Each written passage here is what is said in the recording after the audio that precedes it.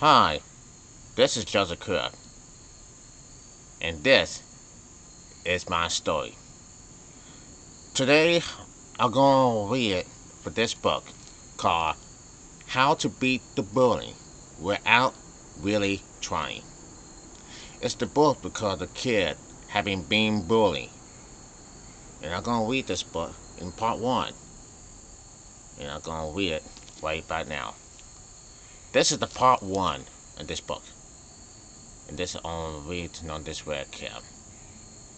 Now, let's begin now.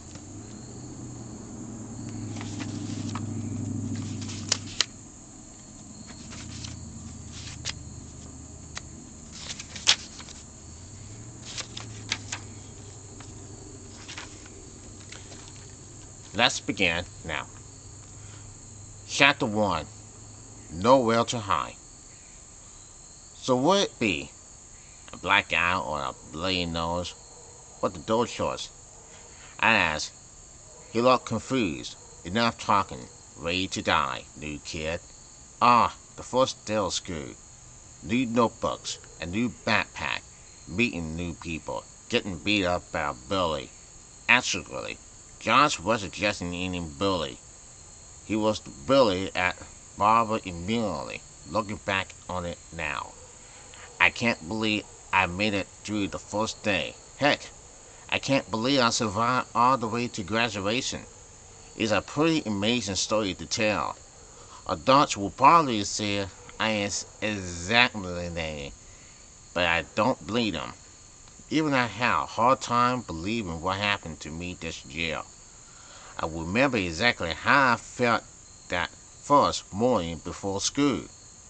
My father was sitting to my left at the breakfast table. He was in the middle of buttering some toast when he turned to me and asked, Whitey, what could be better than being a new kid in a new school in a new state? This must be your lucky day. It's hard to amaze, but he really believed in the nonsense that came out of his mouth. He sat there at the breakfast table grinning from ear to ear. Can't you just feel the excitement? All I can feel was my stomach twisting into a tight knot. Today was going to be the worst day ever, and I didn't even know a lot about Josh. The lunchtime fight, the broken nose, and everything else waiting for me at school. My little sister, Penny, shouting, Rodney's turning green. Panic flashed across my dad's face. I can't be late for work. He jumped up and was out the door like a shot. My mom watched him leave and shook her head slightly. He'll never get over the sheer incident. Listening, I remember how he'll be smiling when he told me when we were moving to a house. I also remember how the smile had faded away, growing up on his front. Anyway, Rodney, my mother continued, don't worry about today. Everyone's going to love you. Isn't that right, Penny? Sure. Just like a new Lord. She asked. She answered, never missing an opportunity to talk to her older brother. I looked down at my bowl of Cheerios, remembering some of the bullies I had left behind. But as bad as they were, the idea of being the new kid scared me. Even more. You see, I knew what my parents didn't that. Well, I'm a crowd. I knew what my parents didn't that I am a coward. Not just law evangelist rep. Afraid of the occasional altercation, creepy movie, or dark-based missteps. But the real deal, a big-time chicken, I ever won that fight any time. Penny was the only one in my family who guessed the truth about me. My mom handed me my lunch and I headed out the door for the bus stop. As I approached the end of our street, I realized I didn't know any safe hiding spots. In my old school, I knew where to hide when a bully came looking for me. Luckily, there were no messenger ducks about. Just one kid at the bus stop, leaning against a big maple tree and figuring it out with something in his hands. He was much taller than me, which isn't saying much. He had black hair and a round face that broke into the ground when he saw me approach. Hey, you that kid? You that new kid? What's your name? I'm Ronnie. That was going well. Ronnie. They're going to kill you with a name like that. I felt my stomach tighten. What's your name? I'd asked. Wesley. For a moment I just stared at him, not knowing what to say. Wesley. I repeated. Where are you from? He asked. New York. I told him. New York. Wow. Do you ride the subway every day? How many times have you been mugger? He's seen too many movies. Nothing dangerous ever happened in my old neighborhood, which was in the outskirts of New York City in Queens. I tried to think of something to say. Oh, I get it. You keep talking. Can't speak about it. White? Don't read to be a rat. Huh. Okay. Who's Lotisa? Can you answer that? Miss Lunt something. I started to say, wondering if this the kid ever start blathering. Wow, me too. Hey look, there's the bus. Stick with me. I'll show you the one the place. Smile. Click. What the?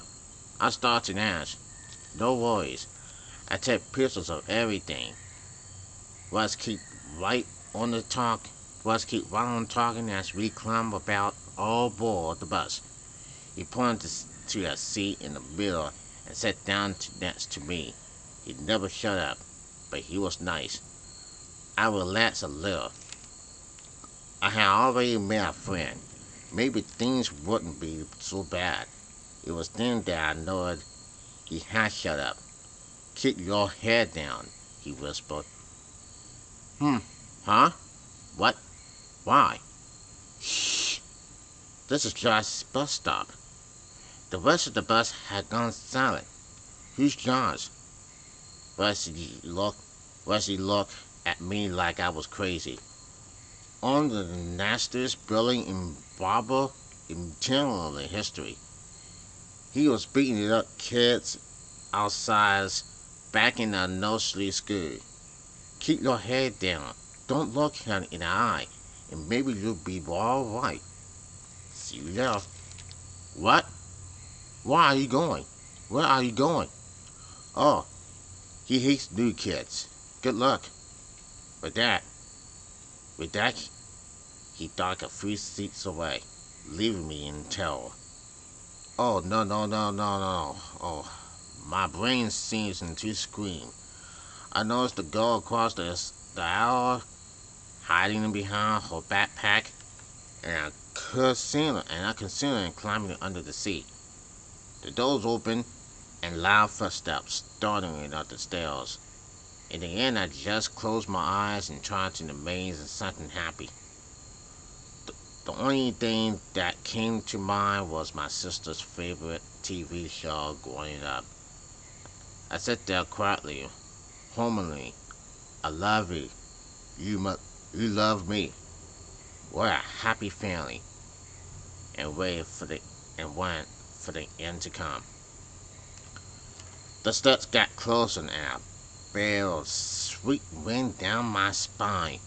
After what seemed a very long time, the bus started. I couldn't believe it. He had left me alone. That wasn't so bad. I exhaled and started to open my smack. My head jogged on the floor and staring in the back. I looked up to see a kid staring down at me. He looked 6 feet tall and had a neck the size of my wrist. You're a new kid, he growled. For a second, I considered jumping out the emergency hatch, but then and manages to squeak. Me? No, I not new. Been here for years. How come I ain't see you? Oh, well, I'm very forgettable. My mom sometimes forgets my name, and you lied to me, kid. 'Cause if you're all, what? Me? No, I never lie. You better not be. I'll be seeing you real soon, okay? Oh, okay. Look forward to it. I said. He groaned and gave me head another smack before starting it down the aisle to the back of the bus. I said, yeah, Mom, they're all going to love me. Evidently, the bus pulled up in form bobble. Intimidated, it was a pretty topical looking school. Not old, but not brand new. All I kept thinking was how much space there was out there in the midways, fields, and fields everywhere. Back in New York, we all live on top of each other. I went through the main entrance and was heading down a crowd corridor. Careful to avoid yards, with Rusty appeared at my elbow. You still alive? Yeah, I saw it. Barely, I thought. You probably won't know what Mr. Lutzebert class is. Class is. Come with me. He climbed a cell stairs, went down another long hall, and came to a stop outside room 217. Now look, Miss Mrs. Mrs. Lutzebert is mean. Rusty explained. Just wonderful. My brain's singular. Some of my good buddies are in this class, though. Really good guys. Let's go meet them. It sounds like an exciting idea. I felt a little relief, especially since Josh was nowhere in sight. Time to finally meet some nice kids. I walked up to the first boy in line and said, "Hi, I'm Ronnie." He looked at me through narrow eyes. Ronnie, nice name. So, you new here? I smiled. Yes, I am. That's just great, 'cause me and my buddy Josh love getting to know the new kids. He cracked his knuckles and turned away from me. That wasn't good. Realizing I'm just totally bloated, I crept back to Rusty. I thought you said your buddies were nice. My buddies are nice. He's not my buddy. That was Toby. You should have stayed far away from him. How was? How was I? He was talking in this hall, snapping a sharp, warning up voice. Was bowing his head and slid into line. I looked up to see how he had yelled. It was an awful sight. So bad I almost didn't hear her shout. I would not have such behavior in my class. Did you hear? For starters, this lady looking down at me was old. Her hair was short and curly in color some strings, unnatural orange. Her glasses were big and thin, making her eyes seem bigger. And I knew that the person looking through them didn't mess around. Miss Lunkowitz may have been old, but she was no little old lady. She was built like a Chicago Bears middle linebacker. I instantly got the permission she wanted to drag me down in the hall by my ear. She glared at me for several more seconds, then walked to the front of the line, turned and arched it in two shot crucibles. Class entered. I was so scared I figured I'd better apologize for talking Miss Crunchmouth. Miss Crunchmouth. A blunt. The class burst out laughing. The name is Lunchcrop. She screamed, and whoever you are, you better learn to shut your mouth. But I was just going to say that I was. Silence. Her voice echoed off the walls. As we headed into class, it was completely silent, except for Toby whispering in my ear, "You're dead, new kid." Chapter 2. The Big Fight. However, I noticed I said the completely wrong thing. It's an old habit that's gotten me into a ton of trouble over the years. It was about to happen again. I could feel it rippling it up inside me. My new classroom was totally gray and desperate. Gray walls, gray drum, gray shades pulled down to block the sun. As Miss Lunchgrub approaches her desk, my mouth suddenly spoke out. "I love what you've done with the place." She stopped and spun in my direction, then stared down at me and hellish scorn. "What is your name?" "Whitey Rawbone," I replied. I heard Toby snicking. "Well, Mr. Ratbone," I corrected her. "Everyone called me Ratbone back in New York, and I didn't want it repeatedly here. Ratbone, Rat Boy, how hard are." She glared at me for a moment, then yelled, "Don't interrupt me. I know you for there minutes, and you're already one of the most erotic students I ever had. Sit here." Her hand slapped an empty desk right in front of hers. "This morning will be disgusting. My words, and more importantly, my punishments. Two subjects to which you better pay close attention." "Super," I thought. As the morning went on, I came to truly understand how boring could be. The more Miss lunches us, the slower time seemed to pass, leaving me plenty of time to think. My mind kept returning to one question: could things get any worse? I had gotten the bad teaching, and the school duds were out for me, even though I was bored in class. I was in no hurry to leave and go to lunch. I didn't have any friends except Rusty, and I wanted to hide from the two monsters I'd already met. My insides twitched when Miss Lunchcrunch told us to line up and head down to the cafeteria. I told a tall lunch hour with pulled back hair and a nose that seemed to point all the way back to her forehead, greeting with me, being wet. Miss Lunchcrunch's boys sat at table 4. I noticed that Russell had positioned himself as far from Toby as possible, so I sat down next to him. "Who's that lady with the long nose?" I'd asked. "Her, that's long nose. Hey, do you want to see a picture of my grandma's foot?" Wesley pulled out his camera. "Oh, not really," I responded, wondering if my new friend had much problems. He laughed. "Hey, now let me introduce you to my buddies.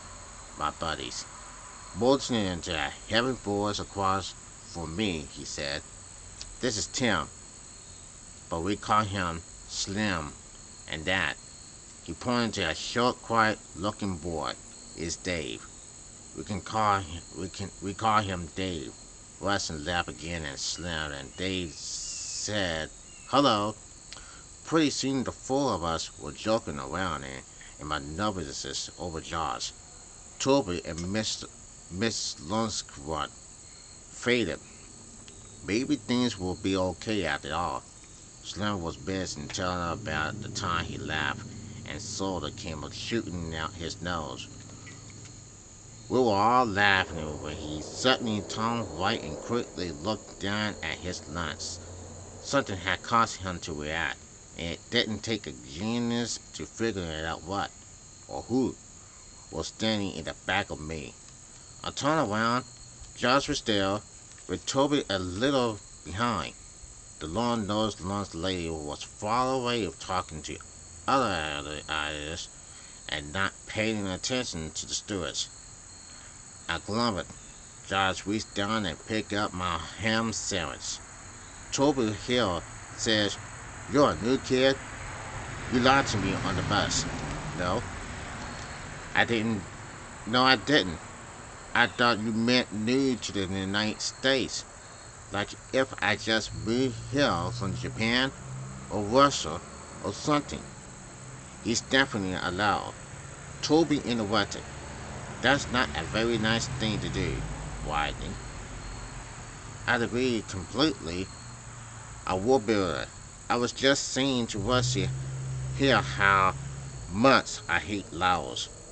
Yeah, it isn't very nice to lie to me. I guess you I guess you and me are going to have a little talk about manners at races. With that, Josh squeezed my sandwich in his fist. "Hey, Toby," he asked about a game of handball. They both laughed as he threw my sandwich halfway across the cafeteria into the side of some kid's face. The kid, who was drinking from a milk carton, had his head knocked back and milk went flying all over him and three of his friends. He rolled around and jumped up to see who had thrown it, ready for a fight.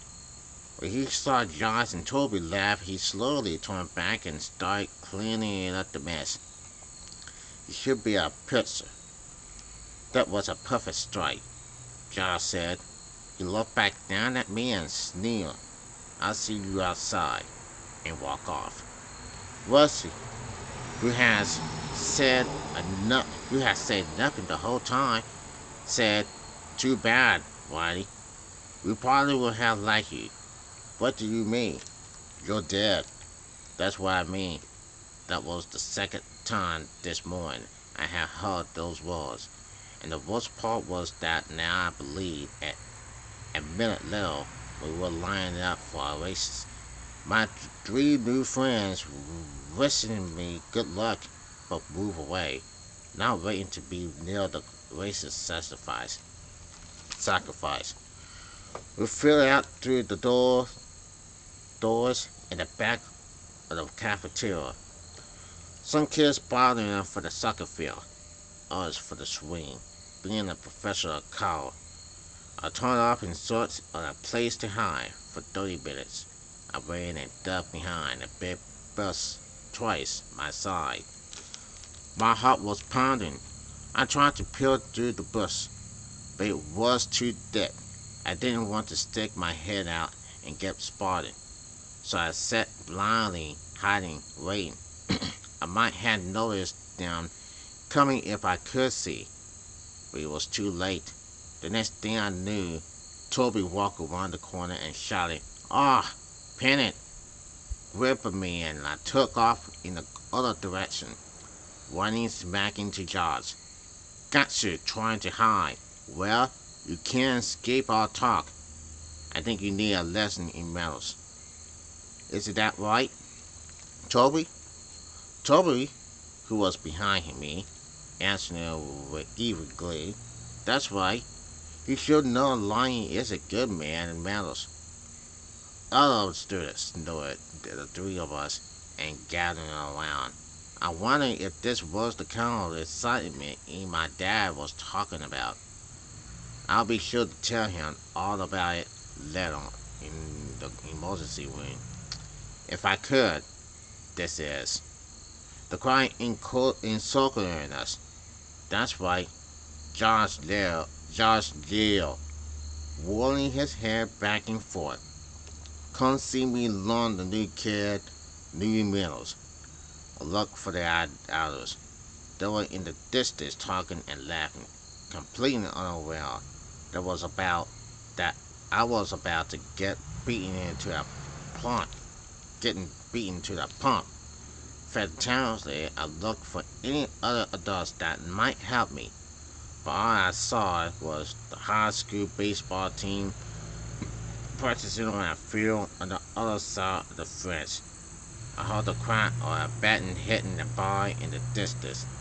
I heard shove from jaws, knocking me back to reality. That was it. So, what? So, what it be? A blackout or a bloody nose? What's the door choice? I asked. He looked confused. Enough talk, he forward. Ready to die, new kid. Ready to die, new kid? He pulled back his fist and took aim. Well, darn question. I began to think, and then it happened. And even an event that was to change my life. Some kid yelled, "Hey, look up there." But he didn't have to, because everyone was looking up anyway, as 5 naval jets zooming in lower over our heads. Everyone looked up but me. That's it. That is, I was like a deer in the headlights, just starting straight ahead waiting for Josh's punch. And that's probably why I saw the ball. And Martin and home run from the high school team, coming straight our way, over the fence, flying like a bullet, sailing right towards us, and right at Josh. It smashed him square in the nose with a loud crack. It knocked him out before ricocheting away under the bus. With anyone looking at the planes, no one but me, not even Josh, had seen the ball hit. As the jets sped away, the crowd's attention returned to the big fight. What they saw was Josh knocking out cold, sprawling at my feet with a bloody nose. Suddenly, all eyes were on me. Then someone yelled, "Wow, the new kid knocked out Josh." He didn't. He did it. He did it. Someone finally ducked Josh. Chapter 3. Mr. Frogtop. Kids leered in amazement. They patted me on the back and some shell. For the moment I thought they might start singing. Ding dong, ding dong, the bully's dead. After a few minutes, my brain kicked into gear and I smiled to myself. When one kid asked how I did, I responded with a relax. It was nothing. This is precedent. I was now the kid to respect and maybe feel. One boy even out the fight. I went like this. He announced.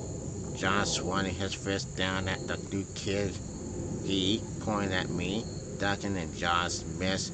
Then he again pointing at me. Hey, what's your name anyway? His name is Ronnie. He's from New York, and he's with us. It was Russ who had popped in out of nowhere. Where you came from? Where you come from? I whispered to him, "What?" We had looked back all along, he replied, leaning over to take a pistol, Josh. Me going now, the secretary announced. I was about to admit my fate. Mr. Mr. Feathertop had flown his large round face.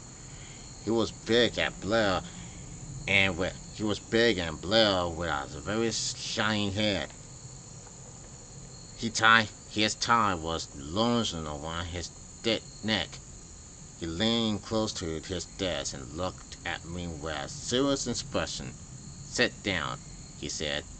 I walked over to the shelf opposite him, and as I sat, I noticed a baseball on his desk, and that his wall was covered with photos of baseball players in orange and blue uniforms.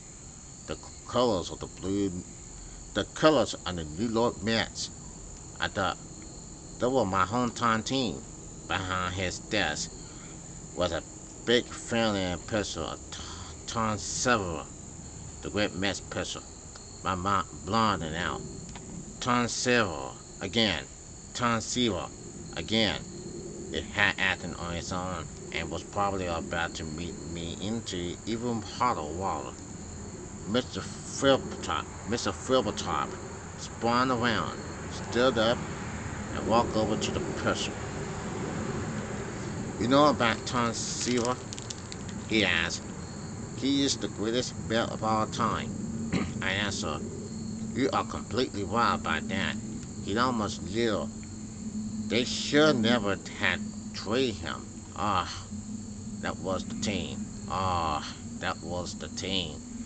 The '69 Mets. They were great in 1986, too," I said. Hernandez was an awesome first baseman. My dad was a big Mets fan and had made me watch a number of three old classic games. He was one of the best. Mr. Freeletop agreed. Then a big grin spread across his face. "So you know about Keith Hernandez, huh? They just don't make them like that anymore. They just don't make them like that anymore. Do they? He was the finest defensive first baseman of the 20th century. From this point on, Mr. Fribletop launched me into the history of the team.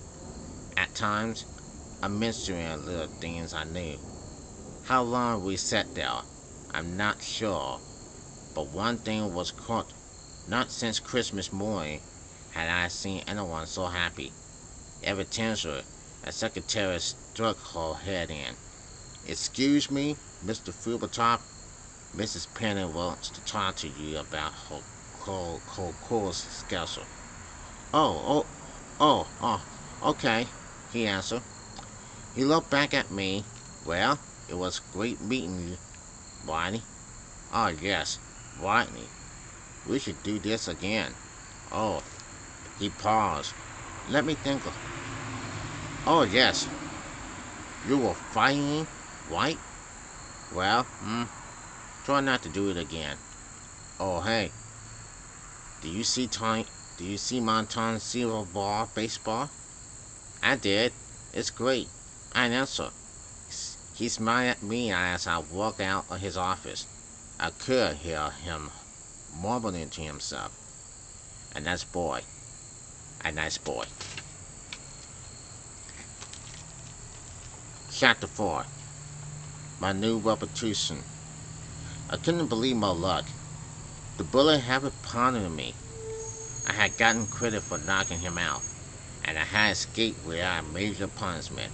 Back in class, the kid, all look excited and smiled at me, watching yell, riding bobble, and I raised my arms like the champ. "Silence," Ricey, hollering Mr. Lunchsquat, smacking her hand down on the top of her desk. "And you, sit down." She jumped up from her chair and was in front of my desk, with her finger pointing at my nose.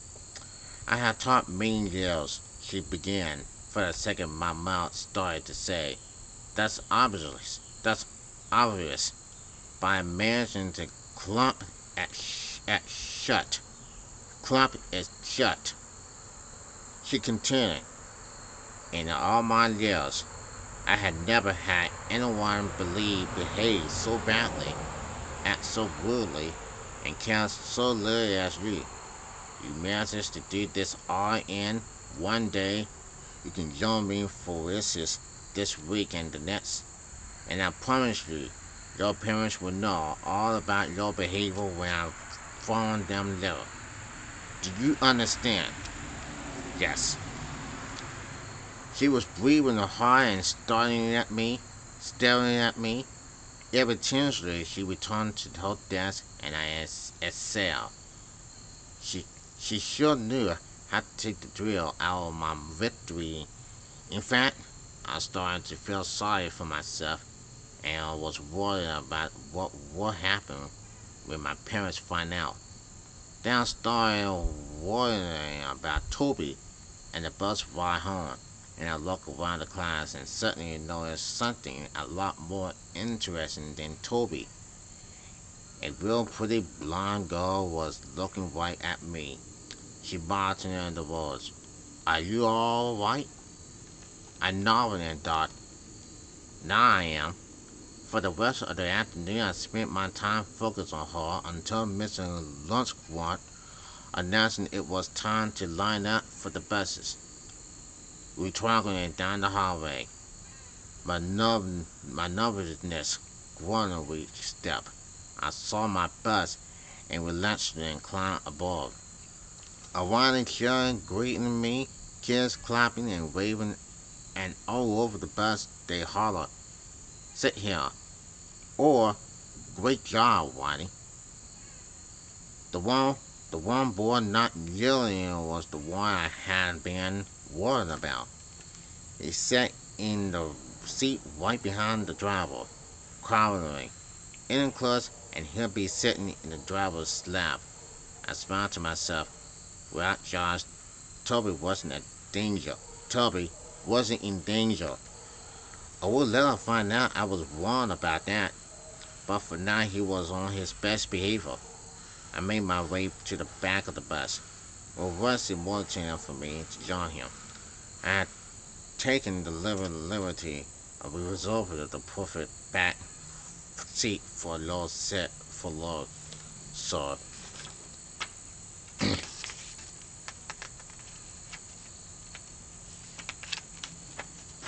he said, acting like a smoothing water. He snapped his fingers. Slim, wipe it down, like a busboy. Slim jumped up and gripped the seat with his backpack. The previous customer who accosted the seat, he explaining, was met by an unfortunate incident at, at races and race, and it may never snap again. I hope you better, I hope you have better luck. Can I get you something to drink? Yeah, with bills all around, I joked.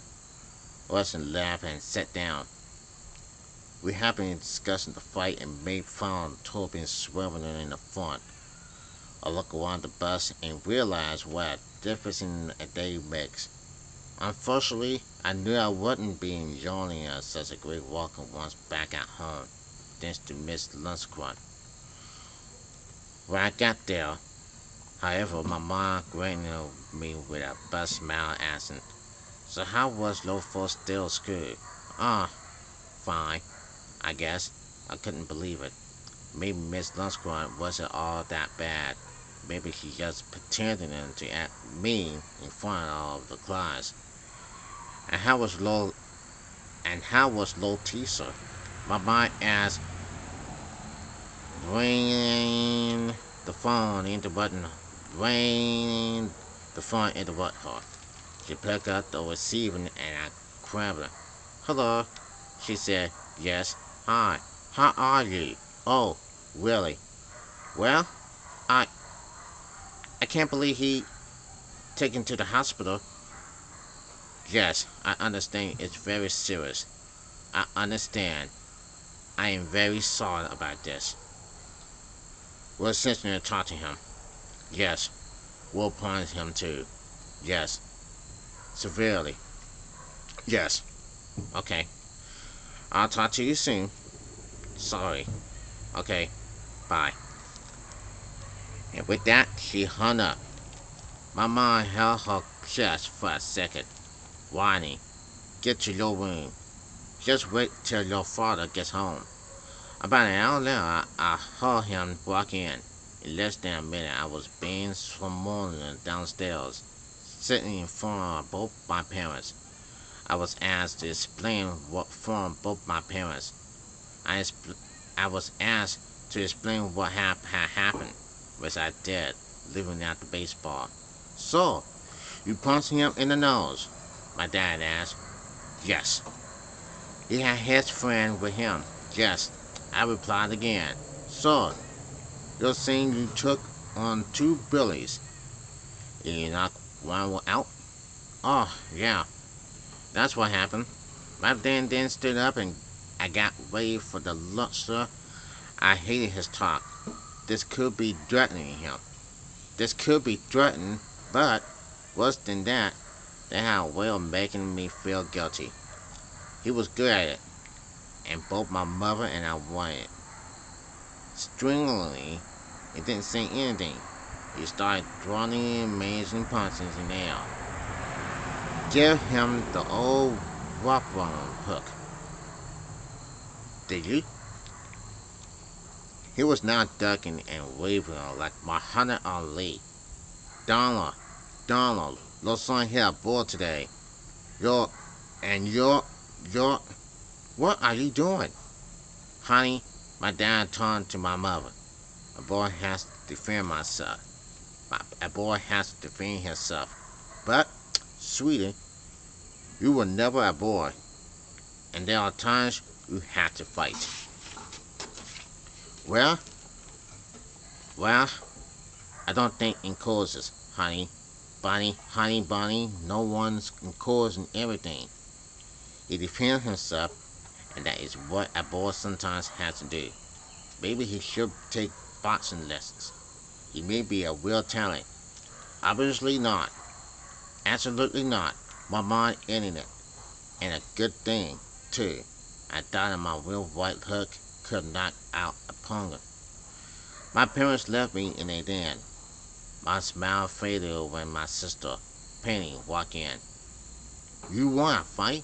She asked. Yes, I said. She gave me a look that made me uneasy. How did that happen? She asked. I thought you were scared of everyone. Last year, that didn't that second grader chase you all the way home? I remember the nasty second grader was Shiva. How was I to know he was holding a lollipop and not a club? Of course, I wasn't about to admit that to Penny. He was only 8 but too smart for my own good. No, that was a race which I won, I might add it. She rolled her eyes. Is it low bear time? Is it low bear time? I asked, shoving her out of the den. Later that night, I lay in bed staring at the ceiling with my head resting on my hands. I thought about the day. It was awesome. Overall, things couldn't be better. I will soon find out, however, that's harder to maintain an exciting repetition than it is to get one. Chapter 5. The bet does brothers. When people believe you have right hook like a heavyweight champ, life is pretty good. It's even better when you lose that famous punch to knock out public enemy number 1. As soon as John's crumpled into the dirt, Barbara intimidated her because it became a new place. It didn't realize it at first since I had never gone there before. But over the next couple of weeks it became clear that no sickening baseball had saved my skin. And the other one's us. That is the first time I liked school. They announced one morning as I was laying out for class. Yeah, I get to eat my whole lunch now. Slanted at it. Josh used to always eat my Doritos and cupcakes. That was probably a good thing. Was a joke. Pardon Slim's belly. You're right, though. He continued. This year's sign is nice, and we want it all to our main man here. Then he jumped at Johns and Toby. How lot feeling today, Johns? Got the surface. Must be tough to bow low nose. Oh no, Josh looked back at us. He had returned to school just a few days early and his face was still black and blue. His nose, which was covered by a large splintered slimmer, now made a strange whistling noise when he breathed. Even though I haven't seen anything, he was staring straight at me. Looking good, Rusty Lil, Rusty Lil. Will you shut up? I thought Josh and Toby were still afraid of me since the supposed fight, but I didn't want to get them mad enough to try something again. Rusty was convinced I would bail him out of the trouble. His big mouth scared me, but we had become best friends, along with Slim and Dave. I still miss my old friends from New York. But thanks to these guys, I was having a lot of fun at my old new school. There was someone else like I liked a lot. Being a different way, I found myself thinking about that pretty blonde girl in my class. Her name was Jessica. She looked great and seemed nice, but she was best friends with Kella, a girl who favored her harping was one of her eyes, making nasty faces and keeping Jessica to herself. On 2 wonderful days when Kella was out with Stuffed, Jessica and I did speak, and it went well. After that, she would sometimes look right at me and smile, which was great, except that my face would turn red. Rusty would usually show up at these moments and make some gross kiss nose. Sometimes I take tackling him, but I was really in such a good mood that I didn't mind all that much. Yes, most things were good, really good. An email from New York reminded me just how good. The email was from Timmy, one of my 3 best friends back in New York. It said, I hope you're having fun in Ohio. Things here are the same. Walker punched me, elbowing Tony, and smacked Tommy. Talk to you now. Walker, reading his name, may mean rhyme. His full name was Walker Silverstone Baloney. One time, rapping unintentionally kid made fun of his name. He said, Here one's honor, make me some spaghetti. Those were his final words.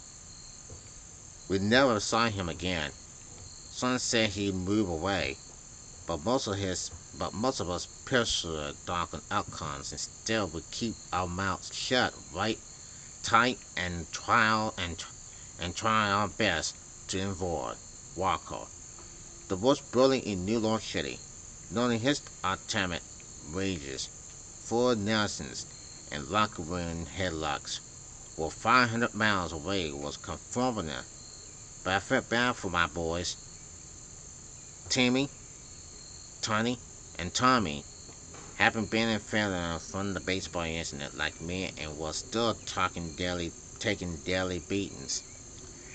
As I sat and thought about them, I knew more than ever that my funny, tough guy rep meant everything to my survival.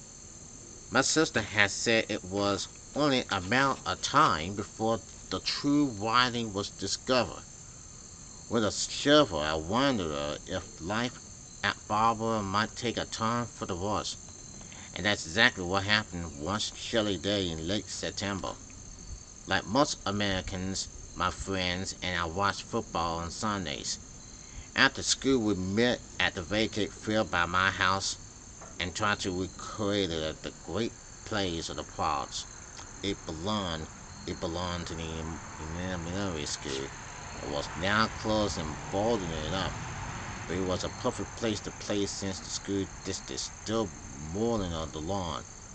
We arranged to meet at 4 o'clock, and when I was out the door, my mom yelled, Get back here, mister. Get back here, mister. I turned. You're not wearing another good school shirt. Here, put this on. She held up a light blue jersey. On the front was a big picture of Mickey Mouse. Mom, Mickey. Mickey? I'm a little old to be running around with. I don't care. I put this up at the garage sale. It doesn't matter if you rip or string it. Put it on. I slammed, but did what she said. Right before I left, she added, "Bet bring your good luck." Little did she know how much I would need it. I rolled my back up to the field and saw there were already running kids running around and throwing balls to each other. Wesley saw me and motioned, "Nice shot," before turning into the crowd. "All right, let's make teams. Hey, you punks, get off our lawn." It was a deep, angry voice, and it was coming through a crack in the skylight fence. We all froze and waited. "Let's just see if he goes away," Lassie whispered. Even though we were on a public property, the guy doing the yelling was a Doug, and you didn't want to go arguing with him. I have first heard about the Dogs from Russie. There were four brothers who were either in their 20s or 30s and roaming in the streets of Garrettsville, my new hometown. They were famous for terrorizing anyone who got in their way. Their house was next to where we played ball, and most of the time they didn't bother us because they were out causing trouble down at the 7 o'clock Sonora. When they were in their backyard, however, we knew to stay away from the fences. They didn't seem to like anyone or everything, except their hell hollers and loud music. "Are you punks deaf?" The voice suddenly shouted again. "That's it. I'm coming over." We took off and ran around the corner of the building where we could hide but still keep an eye on the field. Angels revealed and dark smoke floating up over the fence, but so far no one was coming. We waited, almost afraid to talk to each other. After 5 minutes, Slim complained, "This is crazy. I'm going to have to leave soon for dinner." "Figures. You're already thinking of dinner," Weston teasing them. Well, yeah.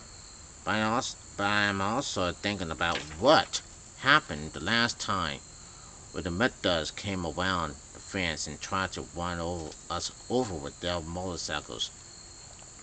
I was beginning to question whether football was worth it today, but things eventually quieted down and Wesley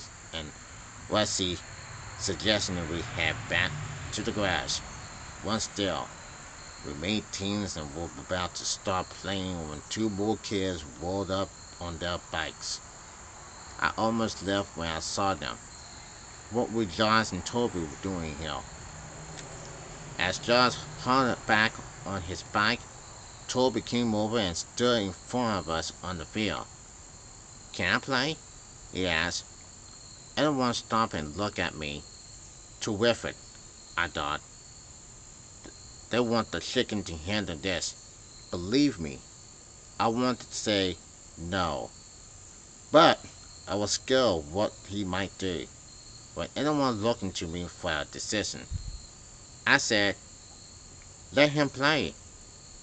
It was my first bad move of the afternoon. We played for a while. I did okay, considering the fact that I couldn't decide who to midfield most, Josh and Toby or the Mud Dogs.